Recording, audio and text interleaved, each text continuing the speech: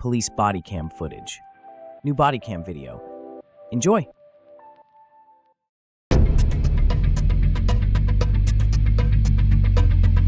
Hiding in plain sight at the busiest airport in the world.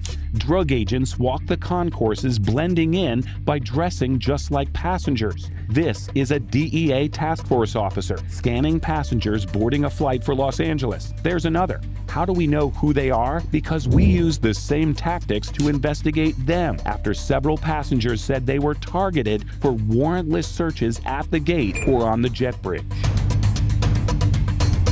I'm a random search, guys. So he says. So those white folks? And I'm the random search. Hollywood actor John Ellie was stopped by Clayton County officers while boarding a flight to L.A. Were you here in Atlanta? Yep. How long were you here? Doesn't matter. Why are you asking me all these silly questions? Check my bag, do what you gotta do so I can get out of here, please. The narcotics officers didn't find anything, but kept asking questions of the Emmy-winning actor. When did you purchase your ticket? Don't worry about it, man. Just what's it called? Check my bag so I can get out of here, please. This bag's good. Thank you. That whole thing is just so humiliating. Like, who thinks this is a proper way to treat anyone? Tabari Sturdivant is an Atlanta-based film director who was also flying to L.A. when agents stopped him at the departure gate. All my life, I pride myself on being an upstanding citizen, and you still do this to me. I'm clean, like I'll comply, but like, why me? Drug agents searched Tabari's bags in the boarding area in front of other passengers, some recording on their phones. I'm thinking more about, making this plane than I'm even thinking about my rights at this point. Is that part of their strategy, you think? I think it's 100%. Records show that DEA and local police rarely find any drugs or make arrests during what they call cold consent searches at the gate.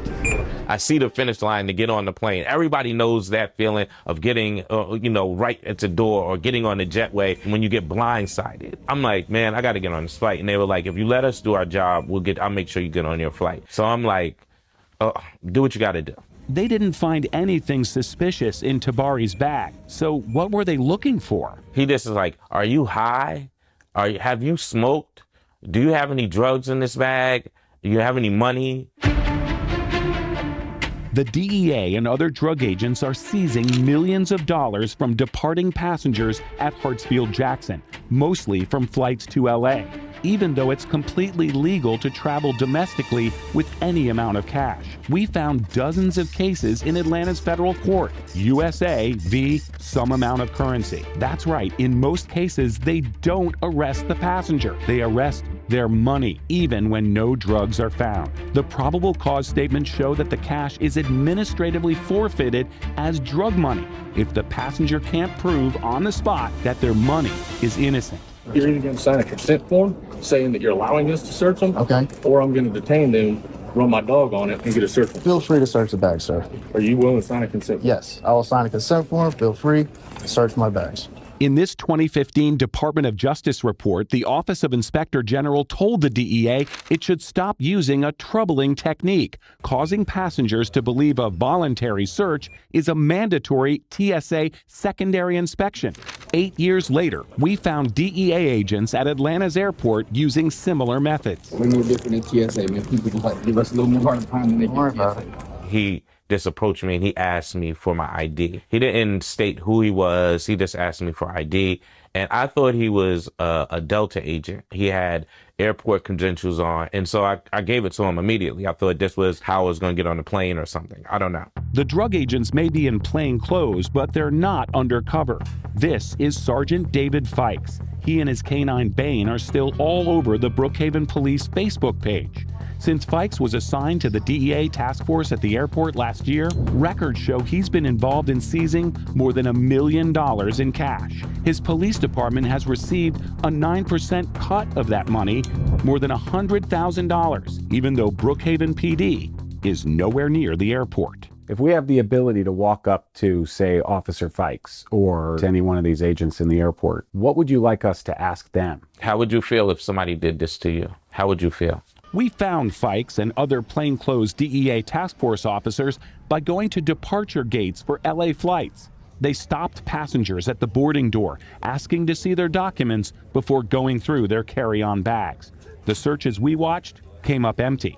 The drug agents cased 3 different gates in Concourse A, blending in with passengers while we observed from a standoff distance. But it didn't take long before the task force officers spotted our phone and camera. Once they sat down, it was time for a cold consent interview of our own. Hey there, I'm with the news. You're Sergeant Fikes, aren't you? I'm with Atlanta News First. Okay. How many innocent people do you have to search before you find what you're looking for? Sir, I've got nothing to say to you. Another officer was behind me, out of sight, over my shoulder, giving hand signals to Fikes as I asked him questions. What about Tabari Sturdivant? You remember him? No? Took everything out your bag and put it all around in front of everybody and made you look like a criminal. Like, how would you feel, Officer Fikes? Why do people have to prove themselves innocent? You got nothing to say to these people?